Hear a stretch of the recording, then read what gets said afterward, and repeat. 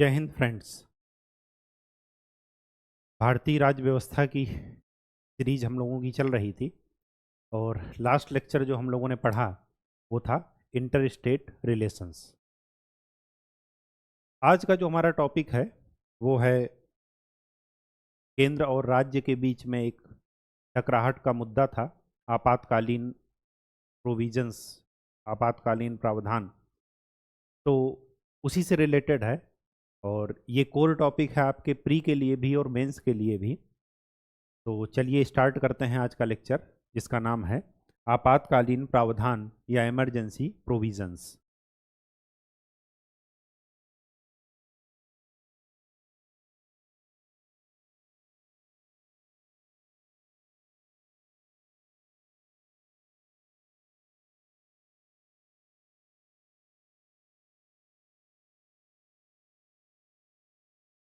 Emergency provisions कुछ revise कर लेते हैं। कहाँ से लिया गया है ये भारत के संविधान में? जर्मनी के वाइमर गणतंत्र से आपातकालीन प्रावधान वहाँ से लिए गए हैं, ये हम आपको बता चुके हैं।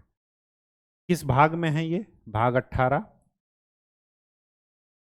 आर्टिकल 352 से 360 तक, अनुच्छेद 352 से लेकर के 360 तक। इनका पर्पस क्या है, उद्देश्य क्या है? भारत की एकता, अखंडता, लोकतांत्रिक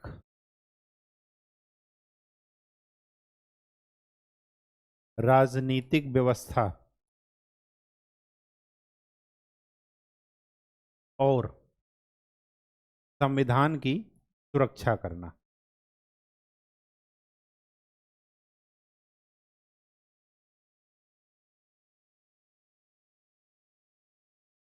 ये इनका उद्देश्य है। मैंने आपको बता रखा है भारतीय संविधान की विशेषताओं में कि भारतीय संविधान सामान्य समय में किसकी तरह काम करता है? संघीय संविधान की तरह। लेकिन जैसे ही इमरजेंसी प्रोविजन लागू होता है, आपातकालीन लागू होता है, उस समय वो संघात्मक से कैसे बदल जाता है? एकात्मक, बिना संविधान संशोधन के। ये भारतीय संविधान की यूनिक विशेषता है, अद्वितीय विशेषता है। पूरे वर्ल्ड में किसी भी देश के संविधान में ऐसी विशेषता नहीं मिलेगी कि बिना संविधान संशोधन के संविधान का संघात्मक से एकात्मक हो जाना। ये भारतीय संविधान की अद्वितीय विशेषता है। ठीक है, अब हमें यहाँ पर कुछ चीजें ध्यान में रखनी है कि कितने प्रकार के आपातकालीन प्रावधान किए गए हैं भारतीय संविधान में। तो 3 प्रकार के आपातकालीन प्रावधान किए गए हैं भारतीय संविधान में। आर्टिकल 352, आर्टिकल 356 और आर्टिकल 360। इसको क्या बोलते हैं? इसको राष्ट्रीय आपातकाल बोलते हैं।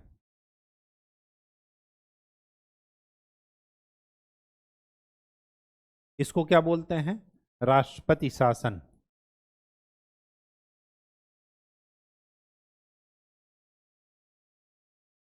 और ये वित्तीय आपातकाल। इसको राज्यों में आपातकाल भी बोलते हैं।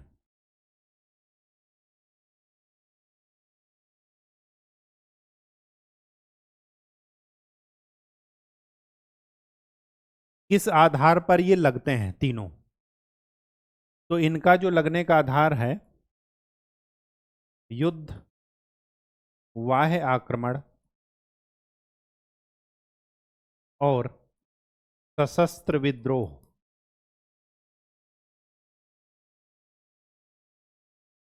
अगर युद्ध और बाह्य आक्रमण के आधार पर लगता है तो इसको बोलते हैं बाह्य आपातकाल, एक्सटर्नल इमरजेंसी। और अगर सशस्त्र विद्रोह के आधार पर लगता है तो इसको बोलते हैं आंतरिक आपातकाल।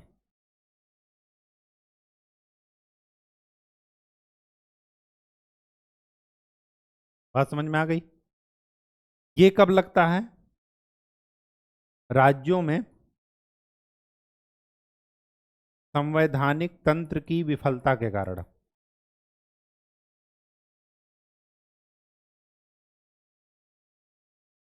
राज्यों में संवैधानिक तंत्र की विफलता के कारण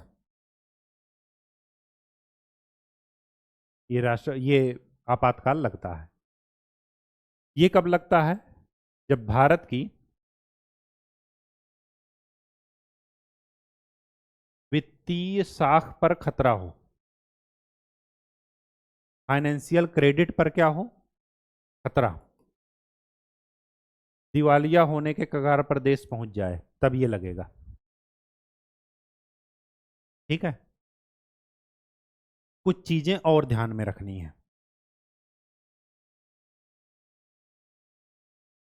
इसके लिए संविधान में आपातकाल की घोषणा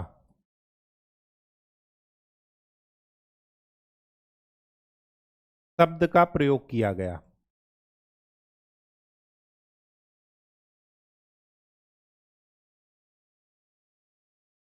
इसके लिए आपातकाल शब्द का प्रयोग नहीं किया गया।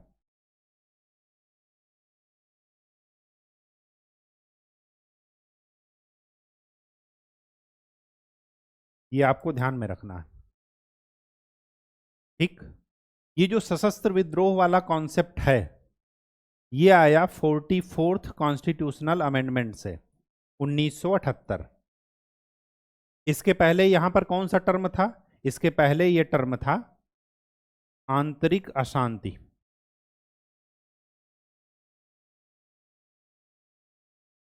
ये टर्म बहुत ही डिस्प्यूटेड था, कोई वेल डिफाइंड नहीं था, सुपरिभाषित नहीं था। और इसी आंतरिक अशांति को बेस लेकर के इंदिरा गांधी जी ने 1975 में आपातकाल लगाया था। तो जब उनका आपातकाल खत्म हुआ, उनकी सरकार, बाद में चुनाव हुए, उनकी सरकार जब अल्पमत में आ गई, विपक्ष में आ गई, तो जो जनता दल की सरकार थी, उन्होंने क्या किया, इस वर्ड को चेंज करके क्या कर दिया? सशस्त्र विद्रोह कर दिया। आंतरिक अशांति शब्द को ही हटा दिया। और उन्होंने क्या किया? एक तो ये चेंज किए, दूसरा ये चेंज किए कि राष्ट्रपति आपातकाल की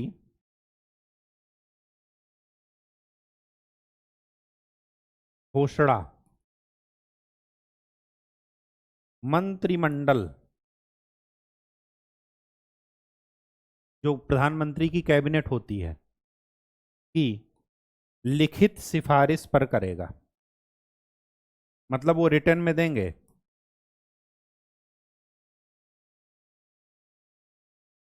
यहां पर इंपॉर्टेंट मंत्रिमंडल है, प्रधानमंत्री के कहने भर से नहीं हो जाएगा, पूरे मंत्रिमंडल का लिखित आना चाहिए, उसमें प्रधानमंत्री भी शामिल है।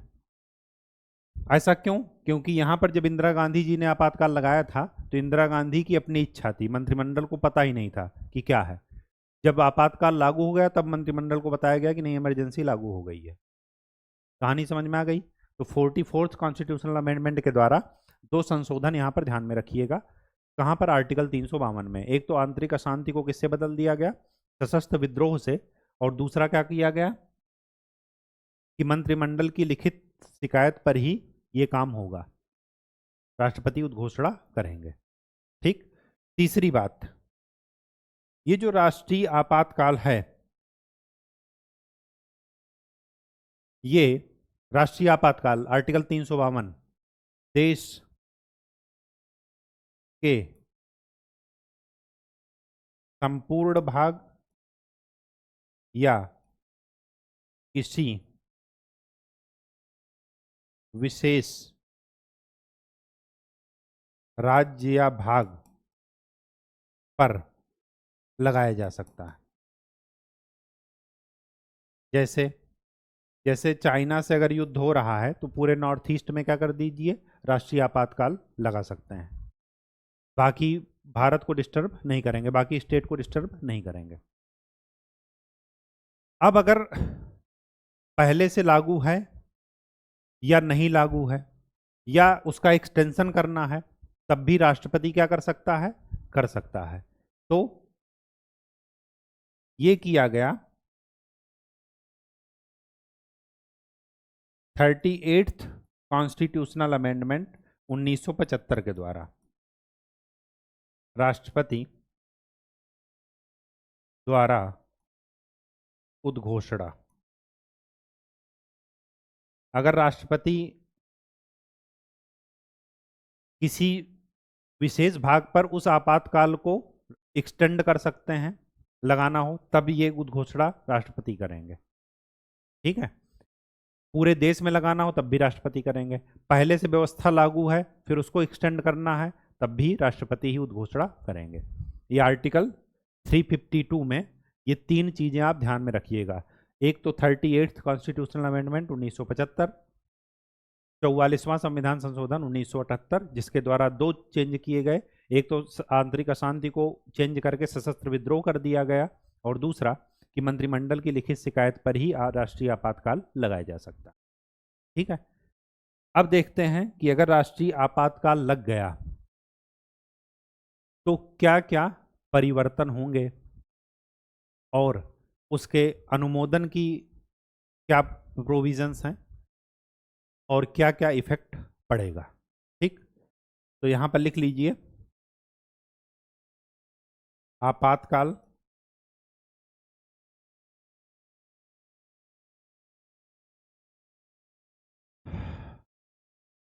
अनुमोदन एंड समयावधि।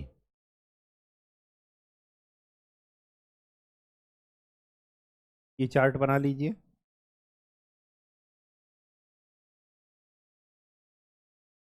दूसरा है उद्घोषणा की समाप्ति।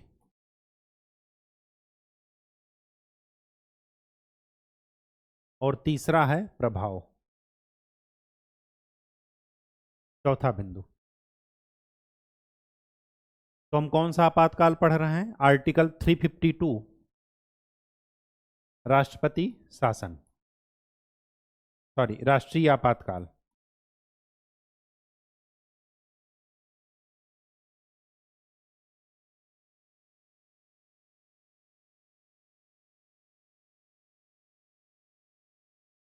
अनुमोदन और समयावधि। अनुमोदन में यह है, क्या लिखिएगा कि संसद के दोनों सदनों से विशेष बहुमत द्वारा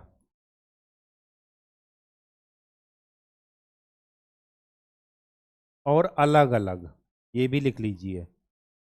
ऐसा नहीं कि ज्वाइंट सिटिंग बुला करके और पारित कर दिए। राज्यसभा से अलग विशेष बहुमत होगा और लोकसभा से अलग। विशेष बहुमत आपको बहुमत के प्रकार पढ़ाए हैं। सामान्य बहुमत क्या होता है?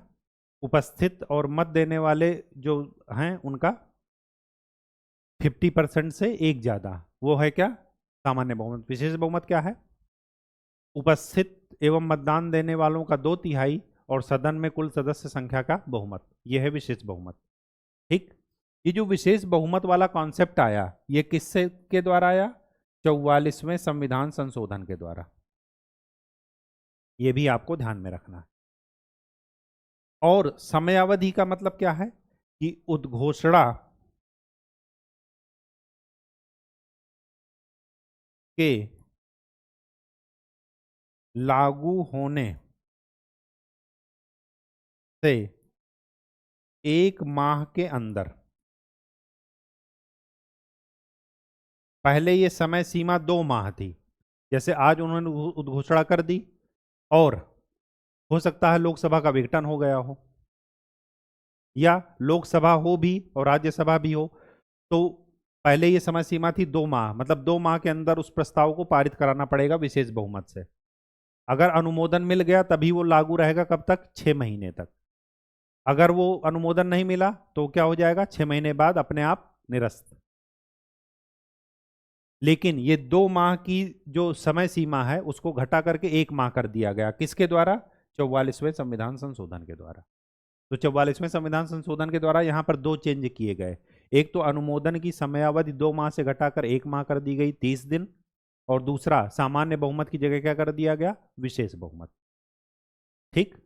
अब ऐसा भी हो सकता है कि जब ये लागू हो तो हो सकता है कि लोकसभा विघटित हो जाए या पहले से ही विघटन में हो। तब क्या करेंगे कि जब उसकी नेक्स्ट बैठक होगी तब से लेकर के 30 दिन के अंदर उस प्रस्ताव क्या होना चाहिए, पारित होना चाहिए। उसके पहले राज्यसभा ये प्रस्ताव पारित कर चुकी हो, क्योंकि राज्यसभा तो कभी विघटन होता नहीं उसका, तो राज्यसभा पारित कर दिया प्रस्ताव विशेष बहुमत से, और जब लोकसभा बैठेगी तो उसकी पहली बैठक से कितने दिन, 30 दिन के अंदर अनुमोदन होना चाहिए। ठीक है, तो यहां पर लिख लीजिए एक चीज और कि यदि लोकसभा विघटित हो गई हो तो लोकसभा के पुनर्गठन के बाद की पहली बैठक से 30 दिन के अंदर अनुमोदन होना चाहिए। इसके पहले राज्यसभा अनुमोदित कर चुकी हो, क्योंकि राज्यसभा का तो विघटन हुआ नहीं।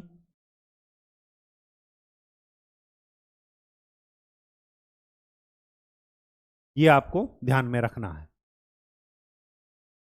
ठीक, बात समझ में आ गई। अच्छा, एक चीज और यहीं पर, ये तो हुआ क्या कि अनुमोदन हो गया। अब जब अनुमोदन हो गया तो कब तक लागू रहेगा, तो यहां पर लिख लीजिए अनुमोदन के बाद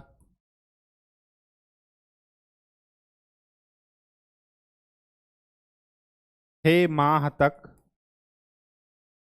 जारी रहेगा। हर 6 माह के बाद, हर 6 महीने बाद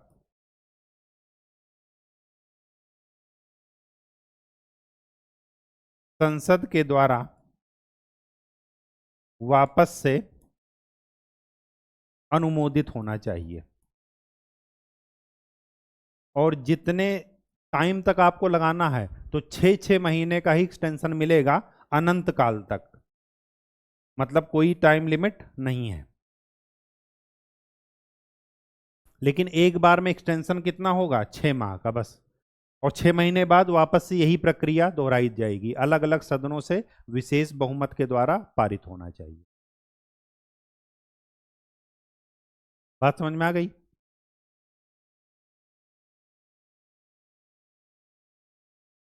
ये जो है संसद के द्वारा 6 महीने का, ये लाया गया किसके द्वारा, 44वें संविधान संशोधन के द्वारा। तो पहले क्या था, पहले मंत्रिमंडल की इच्छानुसार था, मंत्रिमंडल जब तक चाहे तब तक, पहले ये प्रोविजन था। बात समझ में आई। तो 44वें संविधान संशोधन के द्वारा एक तो विशेष बहुमत आ गया, दूसरा 2 महीने की टाइम लिमिट कम करके 1 महीने ला दिया गया, और तीसरा क्या ला दिया गया कि संसद के द्वारा हर 6 महीने के बाद अनुमोदन होगा। पहले क्या था कि एक बार अनुमोदन हो गया तो अनंत काल तक जारी रहेगा, ऐसा नहीं है। 6 महीने तक उसकी अवधि रहेगी एक बार अनुमोदन होने के बाद। उस 6 महीने के बाद क्या है कि दोबारा से वही प्रोसेस है, अगर फिर से अनुमोदन हुआ तभी लागू होगा, अदरवाइज वो अपने आप क्या हो जाएगा, लैप्स हो जाएगा, अपने आप ये माना जाएगा कि इसकी अवधि खत्म हो गई। कहानी समझ में आ गई। ये क्या था, समयावधि और अनुमोदन। ठीक, अप्रूवल। अब यहां पर तीसरा कॉलम क्या था, उद्घोषणा की समाप्ति। उद्घोषणा की समाप्ति में कैसे उद्घोषणा की समाप्ति हो सकती, कैसे आपातकाल की जो उद्घोषणा है वो समाप्त कैसे हो सकती है। तो पहला है राष्ट्रपति द्वारा आदेश। राष्ट्रपति एक लिखित आदेश निकालेंगे और उसमें क्या होगा, ये कहा जाएगा कि इतने तारीख से या आज से इमरजेंसी प्रोविजन खत्म, ओ सॉरी, इमरजेंसी राष्ट्र नेशनल इमरजेंसी समाप्त की जाती है। आज से या जो भी डेट वो दें, तो राष्ट्रपति के आदेश के द्वारा। यहाँ पर आपको ये ध्यान में रखना है कि वापसी के लिए, लागू करने के लिए तो संसदीय अनुमोदन की आवश्यकता है, लेकिन यहाँ पर संसदीय अनुमोदन की आवश्यकता नहीं है।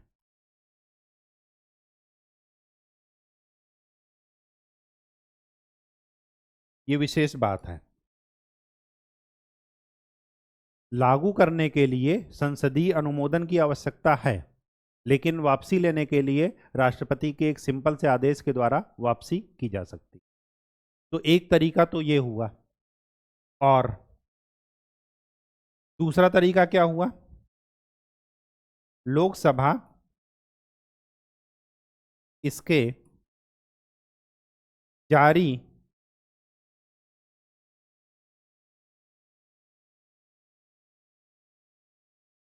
रहने के अनुमोदन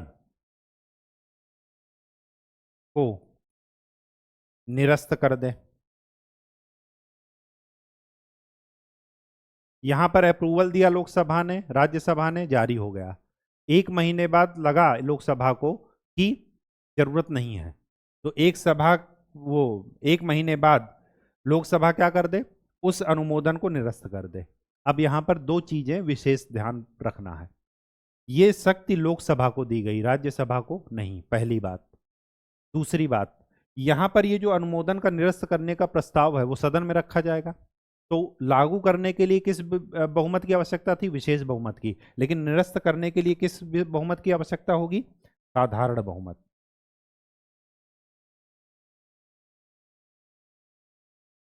तो जो आपातकाल को निरस्त करने का प्रोविजन लोकसभा में लाया जाएगा वो साधारण बहुमत से पास हो जाए तब भी आपातकाल निरस्त माना जाएगा, समाप्त माना जाएगा। ठीक। तीसरा तरीका और है, और यदि लोकसभा की कुल सदस्य संख्या का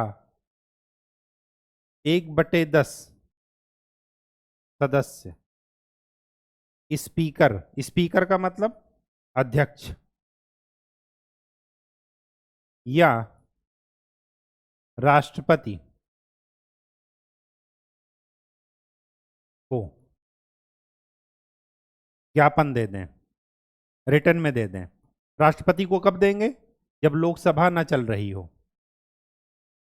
यहां पर लिख लीजिए, जब लोकसभा ना चल रही हो।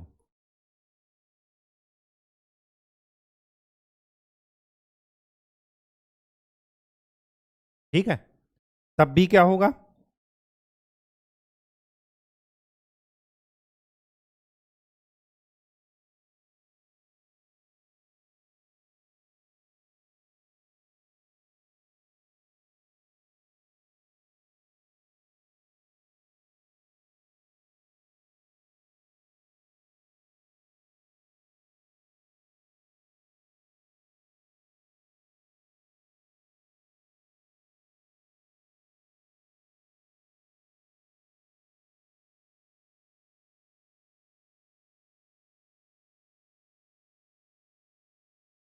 राष्ट्रपति का आदेश निकल गया,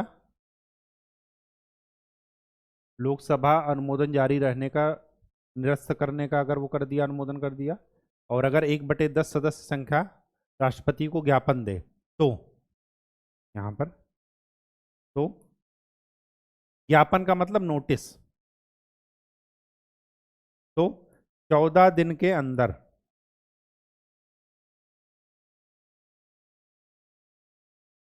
राष्ट्रीय आपातकाल को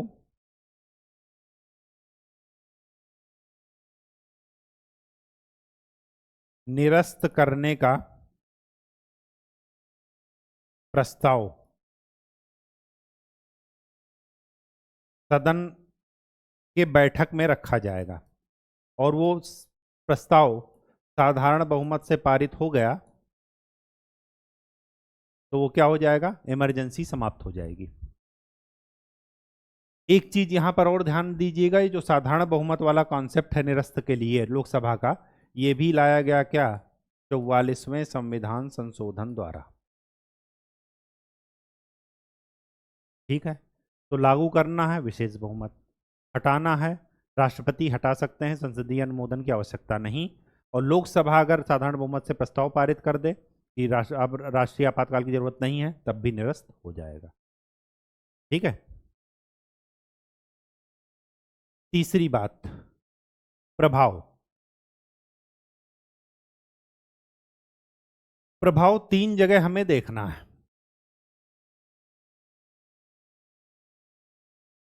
एक तो है सेंटर स्टेट रिलेशन पर, केंद्र राज्य संबंध कैसे बदलेंगे इस प्रस्ताव के द्वारा। दूसरा, लोकसभा का कार्यकाल, ये कैसे बदलेगा। और तीसरा, मूल अधिकार, मूल अधिकारों पर क्या प्रभाव पड़ेगा, फंडामेंटल राइट पर क्या प्रभाव पड़ेगा। तो तीन चीजों पर प्रभाव हमें देखना है, सेंटर स्टेट रिलेशन पर, लोकसभा का कार्यकाल पर और मूल अधिकार पर। ठीक, तो बारी बारी से चलते हैं। सेंटर स्टेट रिलेशन, केंद्र राज्य संबंध। केंद्र राज्य संबंध में क्या है, तीन संबंध हैं। कौन कौन से,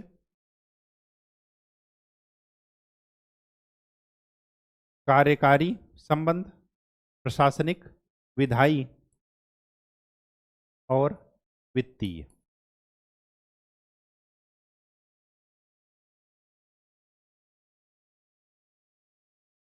इनमें सबसे पहले इंपॉर्टेंट आपको ये ध्यान में रखना है कि अगर राष्ट्रीय आपातकाल लगता है तो स्टेट की जो असेंबली होती है और स्टेट का जो मंत्रिमंडल होता है वो विघटित नहीं होता। यहीं पर लिख लीजिए, राज्य विधायिका विघटित नहीं होती। ये पहली चीज है। ओनली निलंबित रहती है, सस्पेंडेड रहती है।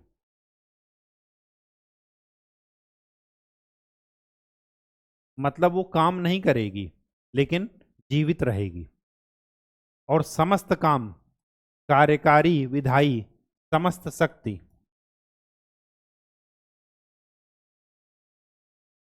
किसके पास आ जाएगी, कार्यकारी शक्ति तो आ जाएगी राष्ट्रपति के पास। तो राष्ट्रपति चाहे खुद से या राज्यपाल के माध्यम से शासन चलाएगा। ठीक, और विधायी शक्ति किसके पास आ जाएगी, संसद के पास। मतलब राज्य मैटर पर जो भी कानून बनाए जाएंगे वो राज्य विधायिका बनाएगी या संसद, संसद बनाएगी। ठीक, राज्य विधायिका रहेगी लेकिन उस समय के लिए सस्पेंडेड रहेगी, निलंबित रहेगी। ठीक है। वित्तीय संबंध में क्या है कि सभी कुछ किसके पास आ जाएगा, राष्ट्रपति के पास। वो चाहेंगे तो उनका जो कर्मचारियों का, राज्य कर्मचारियों का वेतन दिया जाता है उसमें भी कटौती कर सकते हैं, जो जजेस हैं उनमें भी कटौती कर सकते हैं, उनके वेतन में भी, सुविधाओं में भी। ये सारी चीजें, ये आपको ध्यान में रखना है कि जो हाई कोर्ट है वो वैसे ही चलते रहेंगे जैसे पहले चलते थे। हाई कोर्ट कभी भी सुप्रीम कोर्ट या सेंटर के अंडर में नहीं आएंगे, वो ठीक उसी प्रकार काम करेंगे जैसे पहले काम कर रहे थे। ठीक है। नेक्स्ट,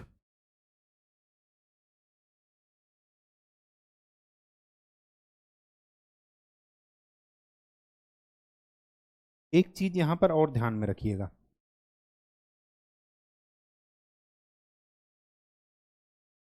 सपोज इमरजेंसी प्रोविजन लागू है और संसद ने राज्य सूची के किसी मैटर पर कानून बनाया, किसी राज्य विशेष में अगर लागू है तो उस राज्य के बना देंगे, अदरवाइज जो है राज्य सूची के किसी विषय पर बनाए कानून। अब राज्य सूची पर विषय कानून बनाने का अधिकार किसको है, राज्य विधायिका को। राज्य विधायिका तो निलंबित है। तो ऐसा बनाया गया कानून, यहां पर लिख लीजिएगा, राज्य सूची के विषय पर बनाया गया कानून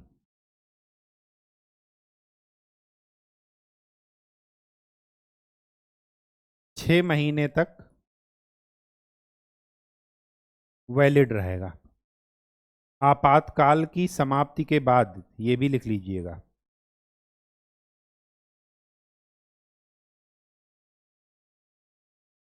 आपातकाल अगर आज से समाप्त हुआ तो आज जो भी कानून बना है वो 6 महीने तक वैलिड रहेगा। इसके बाद अगर 6 महीने से ज्यादा उसकी वैलिडिटी करनी है तो राज्य विधायिका जब जीवित हो जाएगी तो वो क्या करेगी, अनुमोदन करेगी।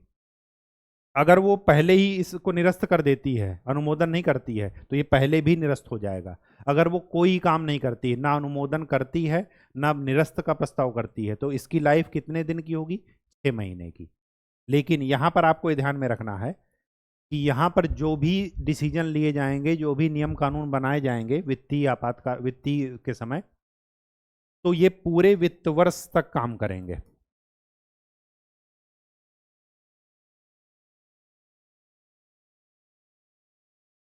यहाँ पर 6 महीने का कोई मतलब नहीं है। वित्त वर्ष क्या होता है, 1 अप्रैल से लेकर के 31 मार्च तक। अगर दिसंबर में आपातकाल खत्म हो गया तब भी वो 31 मार्च तक चलता रहेगा वही नियम कानून। ठीक है, तो ये जरा यहाँ पर ध्यान में रखिएगा।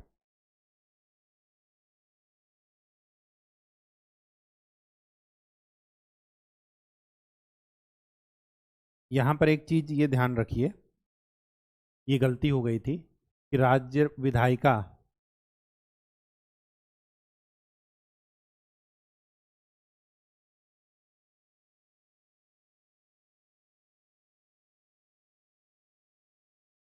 राज्य विधायिका निलंबित नहीं होती।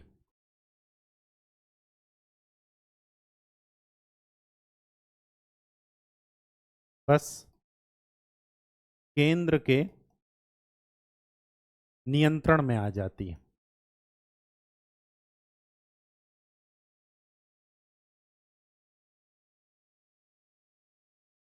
ठीक है, उनका निलंबन नहीं किया जाता। ये जरा गलती एक बार सुधार लीजिएगा। ठीक है, पहले मैंने क्या बता दिया था, निलंबित हो जाती है, लेकिन राष्ट्रपति शासन में राज्य विधायिका और राज्य का जो मंत्रिपरिषद है वो निलंबित नहीं होता है। जब निलंबित नहीं होगा तो विघटित भी नहीं होगा। बस ये है कि वो अपना कार्य नहीं करता है, वो सारा कुछ किसके अंडर में आ जाता है, केंद्र के अंडर में। ठीक।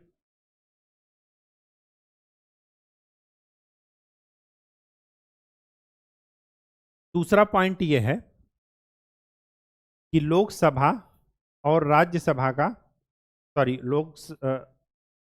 लोकसभा और राज्य विधानसभा के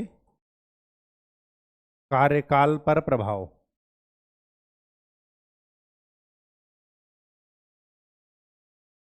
लोकसभा और राज्यसभा के राज्य विधानसभा के कार्यकाल पर क्या प्रभाव पड़ेगा,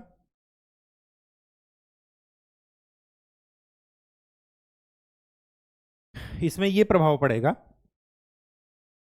कि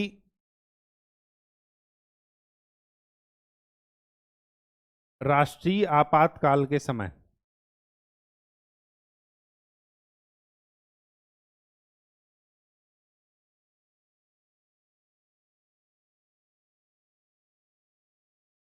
राष्ट्रीय आपातकाल के समय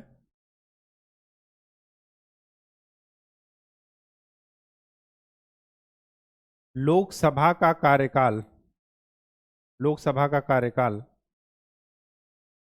एक बार में 1 वर्ष के लिए अनंत काल तक बढ़ाया जा सकता है। अनंत काल लिखिएगा और एक बार में 1 वर्ष लिखिएगा। उदाहरण लिख लीजिए, जो 5वीं लोकसभा थी जिसका कार्यकाल 1971 से लेकर के 75 तक था, इसका 2 बार बढ़ाया गया, 75 से 76 और फिर 76 से 77, 2 बार बढ़ाया गया। पहली बात तो आपको ये ध्यान में रखना है कि ये जो कार्यकाल बढ़ाने का मामला है, ये एक बार में 1 वर्ष के लिए ही हो सकता है, और कहां तक? अनंत काल तक, जब तक चाहो तब तक। ठीक। और किसके द्वारा ये होगा? साधारण बहुमत के द्वारा होगा। अगर कहीं भी बहुमत नहीं लिखा है तो किसके द्वारा मानेंगे? साधारण बहुमत के द्वारा। यही सेम चीज राज्य विधानमंडल के लिए भी है। सेम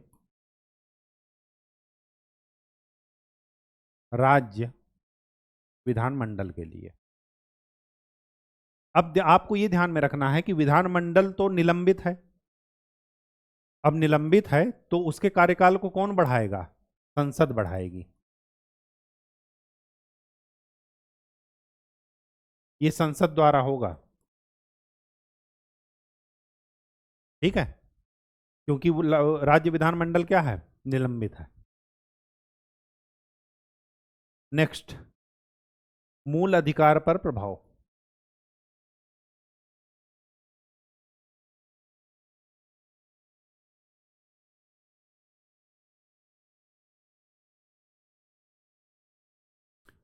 मूल अधिकार पर प्रभाव हमें दो चीजों पर ध्यान में रखना है। एक तो है आर्टिकल 19 और एक है मूल अधिकार कहां से कहां तक है? 14 से लेकर के 32 तक। 12 में मूल अधिकार का वो दिया है डिफिनीशन, और 12 में राज्य की परिभाषा दिया गया है, और 13 में दिया गया है कि इसके तहत कौन कौन से मूल अधिकार के मतलब कानून के दायरे में इसके अंदर जो राज्य लिखा है उसके उसमें जो है कौन कौन शामिल होंगे। और उसमें हमने क्या पढ़ा था कि संविधान संशोधन कोई विधि नहीं है। विधि के अंतर्गत क्या क्या चीजें आ रही हैं वो आर्टिकल 13 में है। तो मेनली 14 से 32 है। अब मूल अधिकार पर आपको ये ध्यान में रखना है कि जैसे ही आपातकाल की उद्घोषणा होती है तो आर्टिकल 358 के तहत आपातकाल मतलब राष्ट्रीय आपातकाल हम पढ़ रहे हैं। राष्ट्रीय आपातकाल की घोषणा लागू होते ही आर्टिकल 19 के तहत अधिकार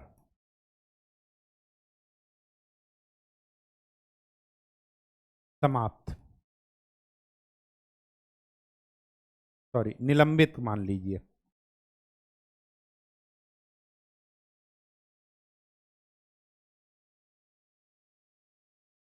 मतलब जैसी ही उद्घोषणा लागू हुई आर्टिकल 19 के तहत सारा राइट आपके खत्म हो जाते हैं। आर्टिकल 19 नहीं खत्म होता है, उसके तहत जो अधिकार हैं वो थोड़ी देर के लिए खत्म हो जाते हैं। कब तक? जब तक राष्ट्रीय आपातकाल लागू रहेगा। जैसे ये हटा वो पुनः जीवित हो जाएंगे, जैसे ग्रहण होता है। मतलब राष्ट्रीय आपातकाल लगा तो आर्टिकल 358 आर्टिकल 19 को ढक लेगा। मतलब आप आर्टिकल 19 में 6 अधिकार थे, पता है ना? वाक एवं अभिव्यक्ति, कुछ बोलने का, उसके बाद क्या था? सम्मेलन का, फिर संघ बनाने का, फिर विचरण करने का, फिर कहीं भी बस जाने का, और फिर जब बस जाएंगे तो व्यवसाय या वृत्ति करेंगे, रोजगार ढूंढेंगे। ये 6 अधिकार हैं। तो ये 6 के 6 अधिकार क्या हो जाएंगे? अपने आप निलंबित हो जाएंगे। ये सारा काम अपने आप होगा। इसके लिए किसी नोटिफिकेशन की जरूरत नहीं है। कोई आर्डर राष्ट्रपति के द्वारा नहीं निकाला जाएगा, कोई नोटिस राष्ट्रपति के द्वारा नहीं निकाला जाएगा। लेकिन जो आर्टिकल 359 है वो ये बताता है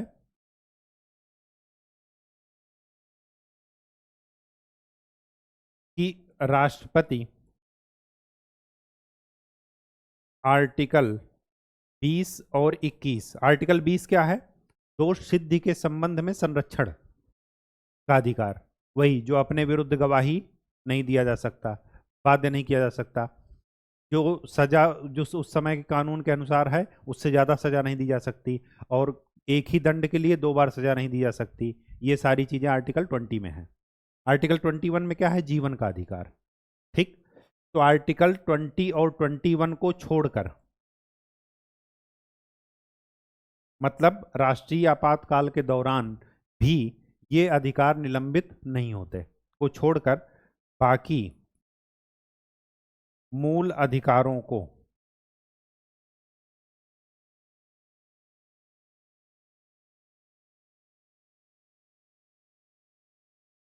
निलंबित कर सकते हैं।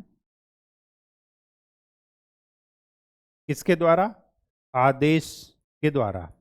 यहाँ पर राष्ट्रपति एक आर्डर निकालेंगे, और उस आर्डर में इनको छोड़ करके, और ये तो पहले से निलंबित हैं, बाकी जो मूल अधिकार हैं 14, 16, 17, 18 जो भी हैं, उनको राष्ट्रपति अपने आदेश में मेंशन करेंगे। दो चीजें ध्यान में रखिएगा। एक तो अधिकार मेंशन करेंगे, मेंशन का मतलब लिखेंगे कि कौन कौन से अधिकार, और दूसरा अवधि भी लिखेंगे कि कितने दिन के लिए। ये दोनों उनके आर्डर पर होगा। और ये सब कब किया गया है? 44वें संविधान संशोधन के द्वारा। ठीक है, बात समझ में आ गई? तो आर्टिकल 358 के तहत आर्टिकल 19 अपने आप निलंबित होगा। आर्टिकल 359 के तहत राष्ट्रपति आर्डर निकालेंगे, उसमें अधिकार जो जो निलंबित करना होगा वो लिखेंगे, और कितनी अवधि तक निलंबित रहेंगे वो लिखेंगे, लेकिन उसमें आर्टिकल 20 और 21 निलंबित नहीं किया जा सकता। ये ध्यान में रखिएगा। ठीक है। ये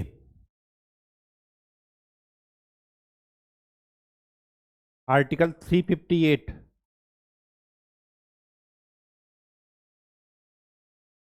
संपूर्ण देश में, और ये देश के किसी भाग में भी हो सकता है या संपूर्ण देश में भी हो सकता है।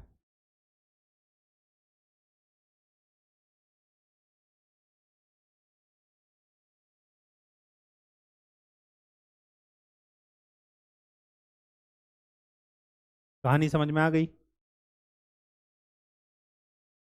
नेक्स्ट, नेक्स्ट जो आपको ध्यान में रखना है,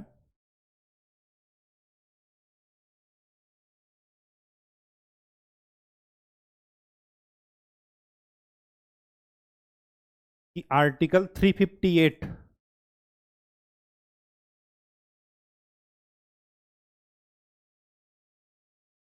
इसके तहत जो आर्टिकल 19 वो हो रहा है, निलंबित हो रहा है, वो आंतरिक एवं बाह्य दोनों आपातकाल में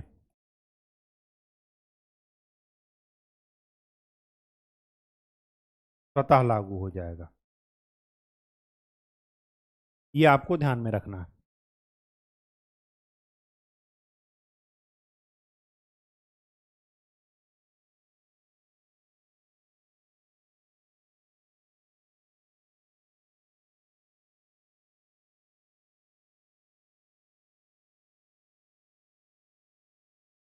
ठीक है। आर्टिकल 358 आंतरिक एवं बाह्य दोनों आपातकाल में स्वतः लागू हो जाएगा, और आर्टिकल 359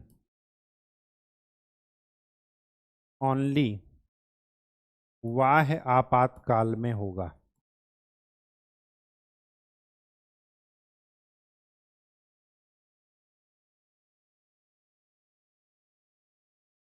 आंतरिक आपातकाल मतलब सशस्त्र विद्रोह के आधार पर अगर आपातकाल लगा तो आर्टिकल 359 लागू नहीं होगा, मतलब उस समय राष्ट्रपति कोई आदेश नहीं निकाल सकता। ठीक है। ये जो राष्ट्रपति आदेश निकाल रहे हैं, इसको संसद की मंजूरी के लिए अलग अलग सदन में प्रस्तुत करना होगा।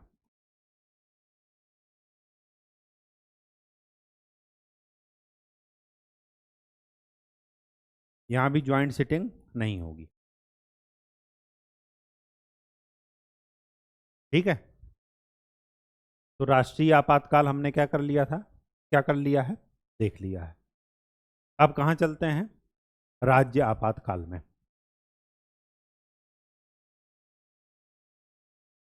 एक चीज और यहीं पर देख लीजिए, वो क्या है कि अब तक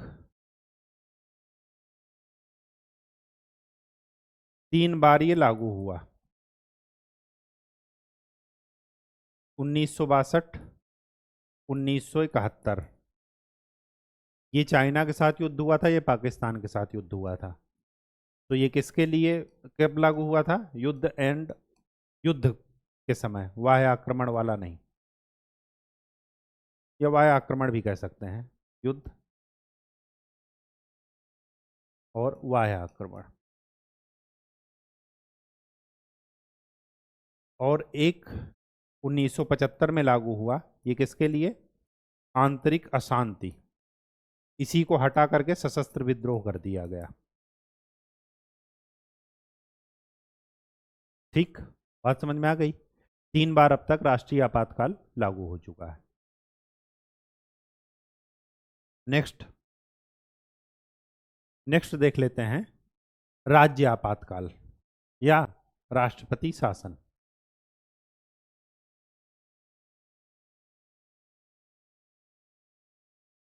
राष्ट्रपति शासन, राष्ट्रपति शासन में आपको ये ध्यान में रखना है कि जब भी राज्य में संवैधानिक तंत्र फेल हो रहा है, और राज्य में अगर संवैधानिक तंत्र फेल हो रहा है, इसका मतलब ये हुआ कि संविधान के अनुसार राज्य में शासन नहीं चल रहा है। और जब संविधान के अनुसार राज्य में शासन नहीं चलेगा तो राज्य आपातकाल की जरूरत पड़ेगी।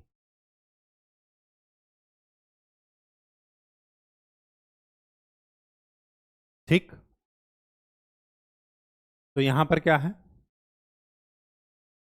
राष्ट्रपति। अच्छा, एक चीज आपको और बता दें, ये जो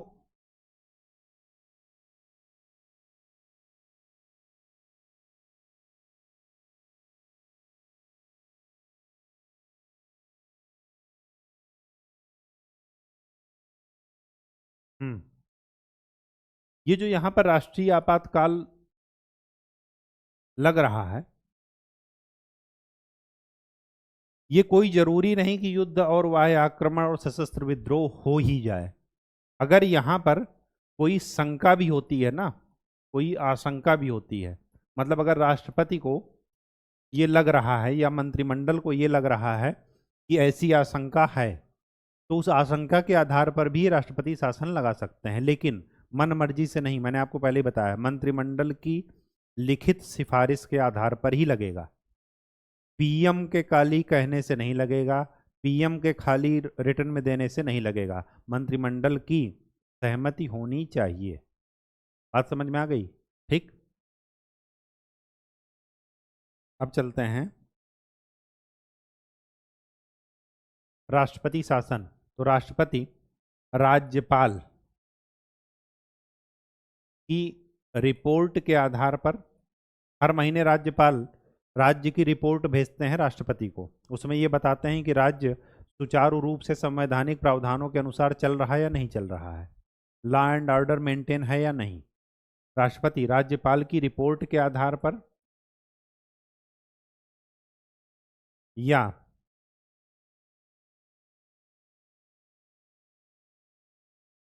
राज्यपाल के विवरण के बिना भी,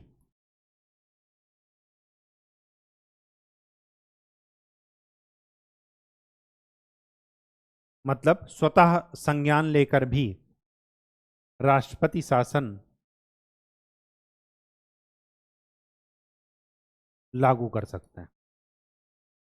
और मैंने बताया था कि ये राष्ट्रपति शासन का जो रूट है 356 आर्टिकल, इसका सोर्स कौन है, आर्टिकल 365,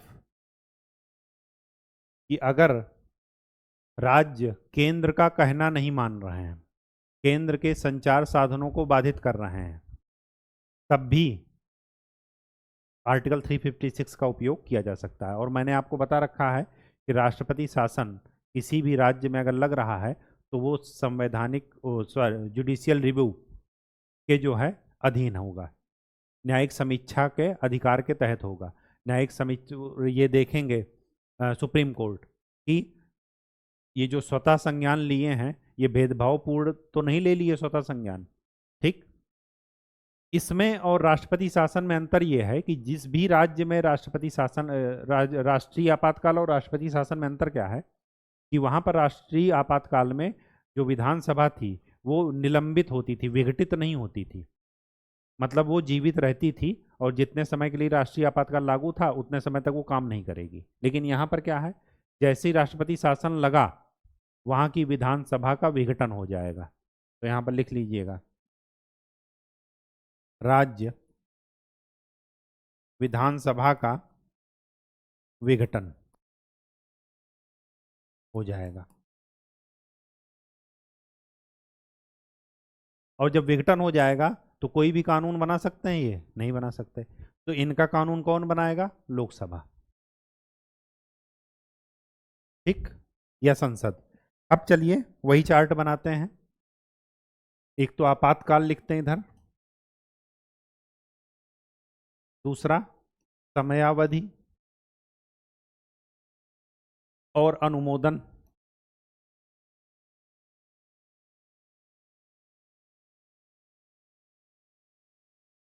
फिर वापसी,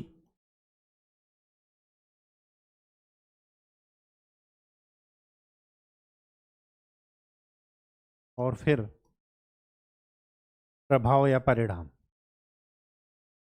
ठीक, तो आपातकाल की बात करें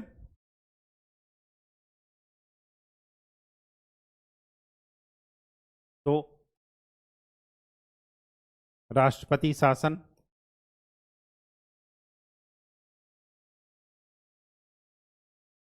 यहां पर राष्ट्रीय आपातकाल में क्या था कि अनुमोदन कितने दिन के भीतर होना था?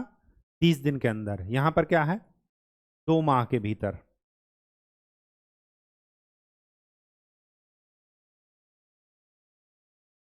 पहली बात, सॉरी, समयावधि में 2 माह के भीतर अनुमोदन होना चाहिए। और अनुमोदन में और क्या हमने पढ़ा था?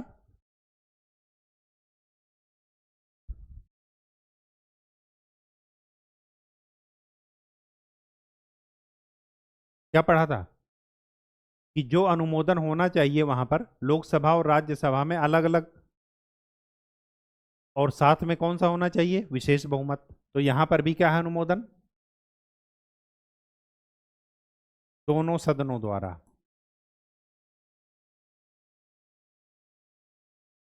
यहां पर विशेष बहुमत नहीं है, यहां पर क्या है? सामान्य बहुमत। अगर बहुमत कहीं ना लिखा हो या कुछ ना लिखा हो, केवल बहुमत लिखा हो, तो इसका मतलब आप क्या मानेंगे? सामान्य बहुमत। ठीक, एक्सटेंशन अगर देना हो, अगर एक बार अनुमोदन हो गया तो कितने दिन तक वैलिड रहेगा? 6 माह तक। तो यहां पर लिख लीजिए, अनुमोदन के बाद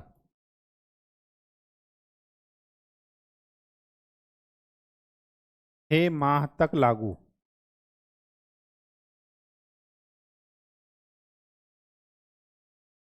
हर 6 महीने बाद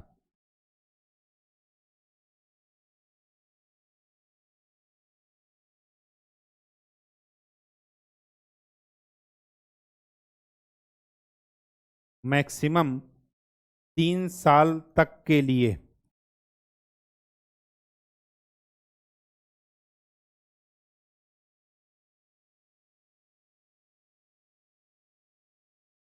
6 6 महीने करके बढ़ाया जा सकता है।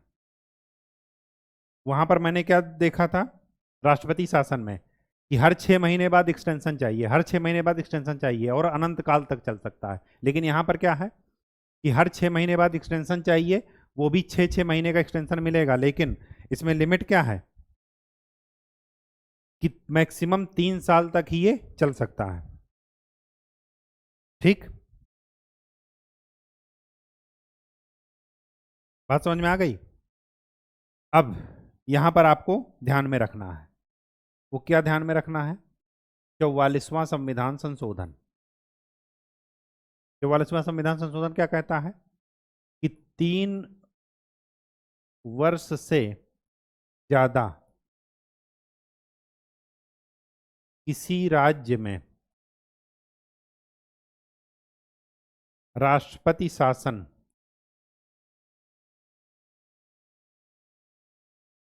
दो आधारों पर लगाया जा सकता है।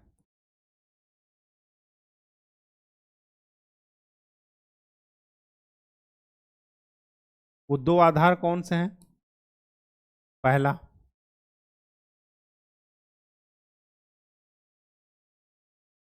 पहला आधार क्या है? यदि पूरे देश में, राज्य में या राज्य के किसी भाग में राष्ट्रपति शासन लागू हो तब।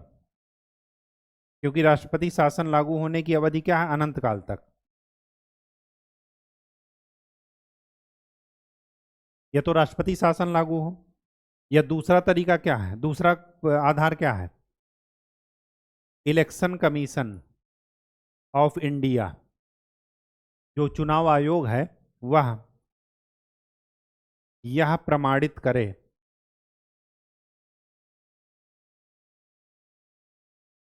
कि राज्य में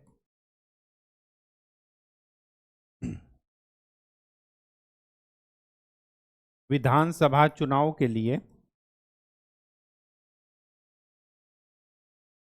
कठिनाइयां हैं, मतलब परिस्थितियां ठीक नहीं हैं कि विधानसभा चुनाव कराए जाएं।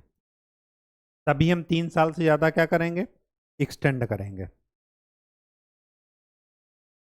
ठीक, बात समझ में आ गई? चलिए, ये तो हुआ क्या? समयावधि और अनुमोदन। वापसी की उद्घोषणा, वापसी की उद्घोषणा राष्ट्रपति द्वारा।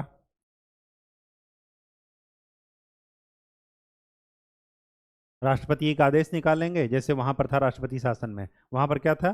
3 तरीके थे, या तो राष्ट्रपति को कर दें, या लोकसभा निरस्त का प्रस्ताव पारित कर दें, या लोकसभा के 1/10 सदस्य राष्ट्रपति को ज्ञापन सौंप दें अध्यक्ष को, और जैसे ही सौंपेंगे उसके 14 दिन के भीतर सदन पर बैठक होगी और मतदान होगा उस प्रस्ताव पर। ठीक, तो यहां पर क्या है? राष्ट्रपति द्वारा उद्घोषणा की वापसी हो सकती है, लेकिन यहां पर ये ध्यान में रखिएगा, संसदीय अनुमोदन की आवश्यकता नहीं है। वहां पर भी नहीं थी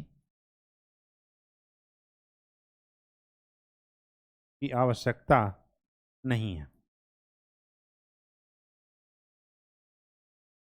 ठीक, बात समझ में आ गई?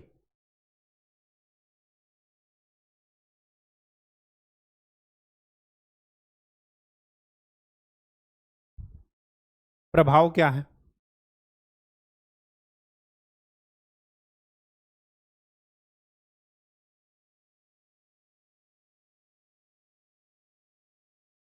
राष्ट्रपति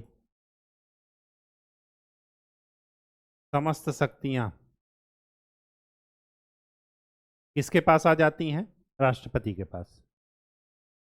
ठीक, विधानसभा की समस्त शक्ति किसके पास आ जाती है? संसद के पास। सीएम और उनका मंत्रिमंडल, मुख्यमंत्री और उनका मंत्रिमंडल राष्ट्रपति विघटित भी कर सकता है और निलंबित भी कर सकता है, दोनों कर सकता है।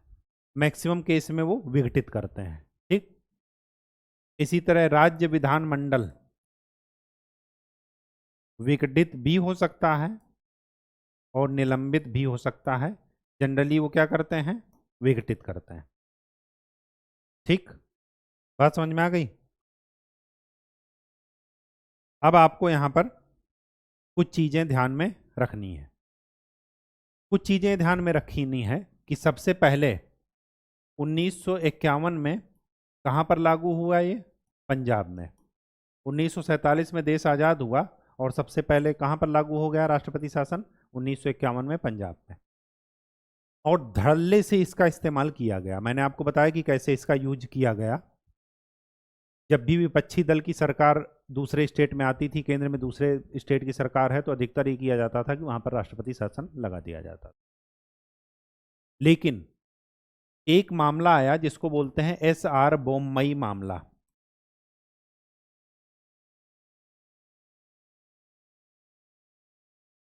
ये आया 1994 में। इसमें सुप्रीम कोर्ट ने कुछ गाइडलाइंस दी।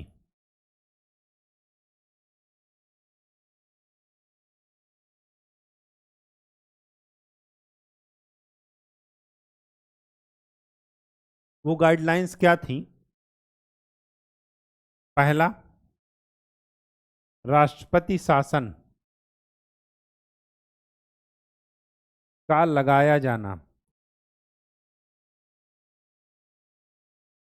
जुडिशियल रिव्यू के दायरे में है, मतलब उसकी न्यायिक समीक्षा हो सकती है। ठीक है।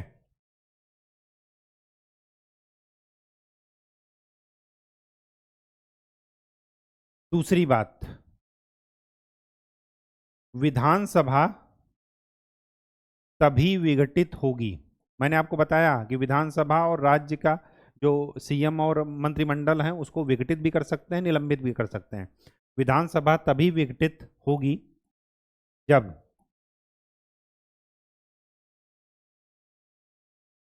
राष्ट्रपति शासन का अनुमोदन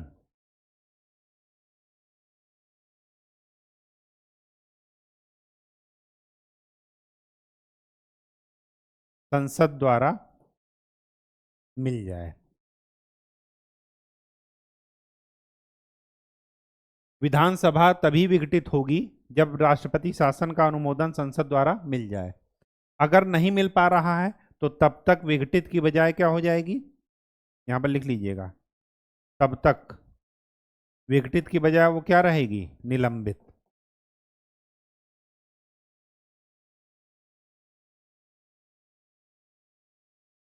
बात समझ में आई?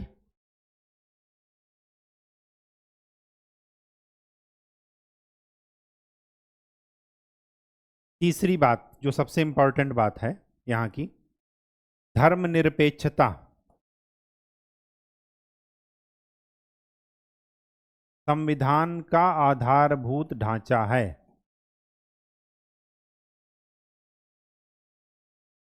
यदि कोई सरकार सांप्रदायिक राजनीति करती है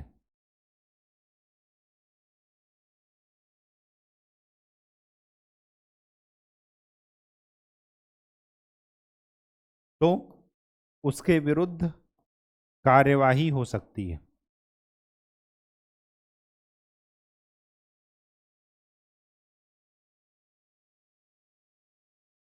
ये SR बोम्मई मामले में सुप्रीम कोर्ट ने कहा।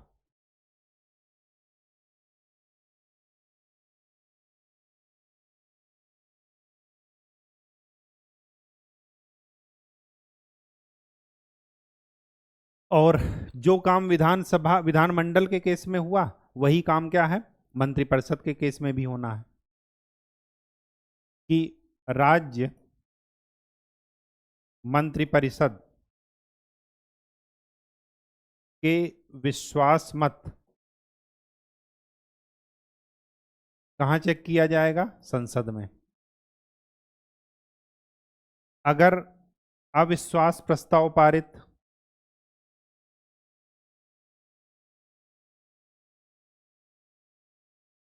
तो वो विघटित हो जाएगा। अगर विश्वास मत उसको मिल गया तो वो निलंबित रहेगा तब तक जब तक कि राष्ट्रपति शासन लागू रहेगा। इसी वजह से कहा गया है कि निलंबित और विघटित दोनों हो सकता है। ठीक, बात समझ में आ गई? अब यहां पर एक चीज और ध्यान में रखिएगा। वो क्या ध्यान में रखना है?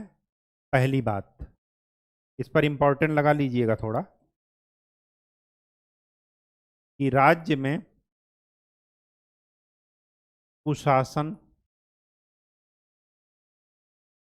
अंडरलाइन,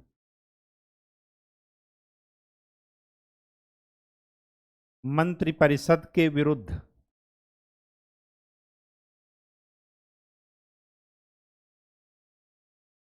भ्रष्टाचार के आरोप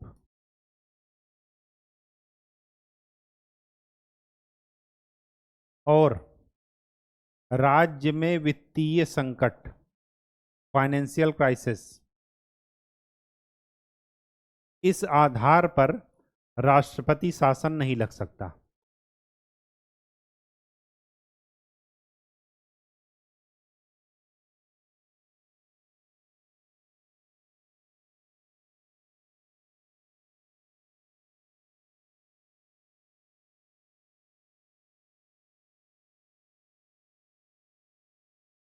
ठीक, इस आधार पर राष्ट्रपति शासन नहीं लग सकता। अगर राज्य में कुशासन हो, मंत्रिपरिषद के विरुद्ध कोई भ्रष्टाचार के आरोप लग रहे हों, या राज्य में वित्तीय संकट हो, तो इसके आधार पर राष्ट्रपति शासन नहीं लग सकता। एक आधार और नोट कर लीजिए, यदि राज्य को, राज्य मतलब राज्य मंत्रिपरिषद को, गलती सुधारने की चेतावनी ना दी गई हो, जैसे प्रशासनिक गलतियां हो जाती हैं, अब उस, ये क्या हो गया, प्रशासनिक गलतियां हो जाती हैं, अब प्रशासनिक गलती का इस्तेमाल, उसको एक तरीके से राष्ट्रपति शासन लगाने के लिए अगर आप उसका इस्तेमाल करेंगे तो वो गलत है। तो अगर आप प्रशासनिक गलती हो गई और आपने केंद्र सरकार ने चेतावनी दी, फिर भी वो नहीं सुधारे, तब राष्ट्रपति शासन लग सकता है। लेकिन अगर चेतावनी नहीं दी है और उसके बाद अपने आप एक्शन ले लिए, राष्ट्रपति शासन लगा रहे हैं इसके आधार पर, तो ये गलत है। तो ये चार आधार देख लीजिएगा, ये एसआर बोम्मई मामले में सुप्रीम कोर्ट ने ही दिया है।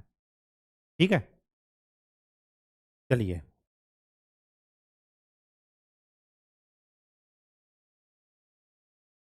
सबसे पहले सबसे ज्यादा कहां लगा?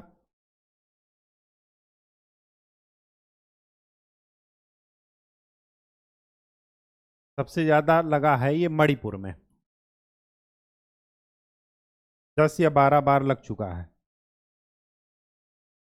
फिर लगा है यूपी में 10 बार।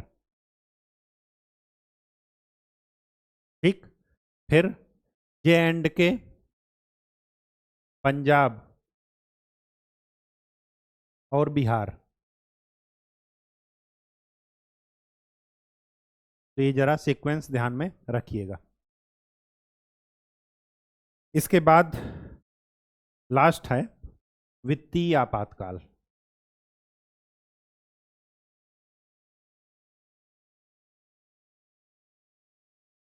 मैंने बताया है, जब भारत का साख संकट, क्रेडिट जो है वो संकट पर आ जाए, तब वित्तीय आपातकाल लगेगा। इसमें भी क्या है, वही हेडिंग डाल लीजिए, अनुमोदन और समयावधि।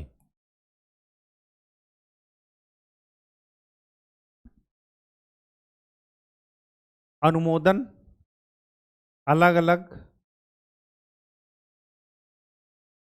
सदन में, सामान्य बहुमत, विशेष बहुमत यहां पर नहीं है, विशेष बहुमत खाली एक ही जगह है। और अब समयावधि क्या है, 2 महीने के अंदर, 1 महीने, 2 महीने सभी जगह थी। 44वें संविधान संशोधन के द्वारा राष्ट्रपति शासन में क्या कर दिया गया, सॉरी, राष्ट्रीय आपातकाल में क्या कर दिया गया, 2 महीने से लिमिट घटा करके 1 महीने कर दी गई। ठीक, तीसरी बात यहां पर क्या है, एक बार अप्रूवल होने के बाद कब तक लागू रहेगा? मैक्सिमम लिमिट नहीं दी गई।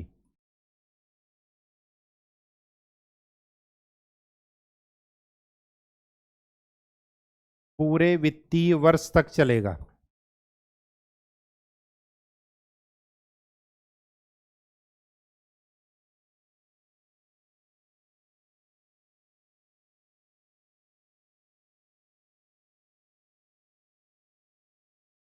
जारी रखने के लिए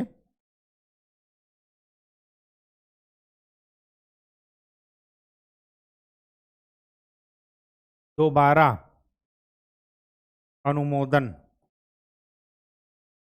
आवश्यक नहीं।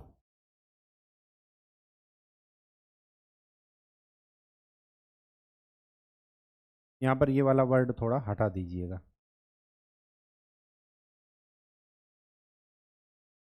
मैक्सिमम लिमिट नहीं दी गई है, कब तक जारी रहेगा, और दोबारा जारी करने पर बाकी जगह पर क्या था, हर 6 महीने बाद एक्सटेंशन ले रहे थे, लेकिन यहां पर क्या है कि दोबारा के लिए कोई लिमिट नहीं दी गई।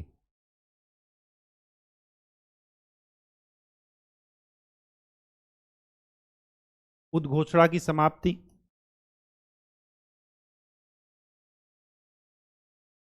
किसके द्वारा? राष्ट्रपति के द्वारा, एक आदेश निकाल करके। यहां पर भी यही है, संसदीय अनुमोदन की आवश्यकता नहीं है।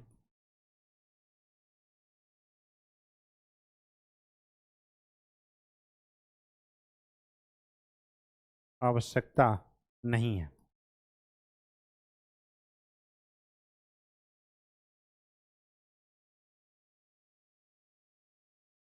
फिर क्या आ जाएगा? प्रभाव।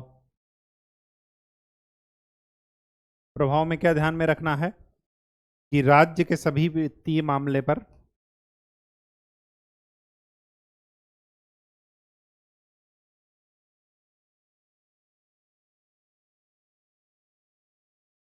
केंद्र का नियंत्रण।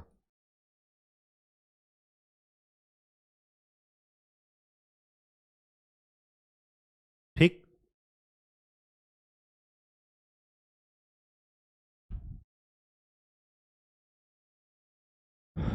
आपातकालीन प्रावधान के बारे में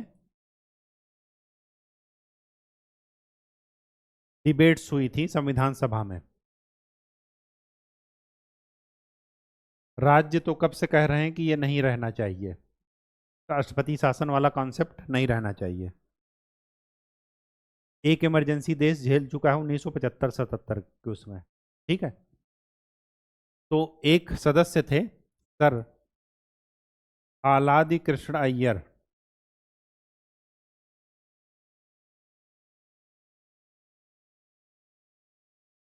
इन्होंने इस आपातकालीन प्रावधान को कहा संविधान की जीवन साथी या संविधान का जीवन साथी।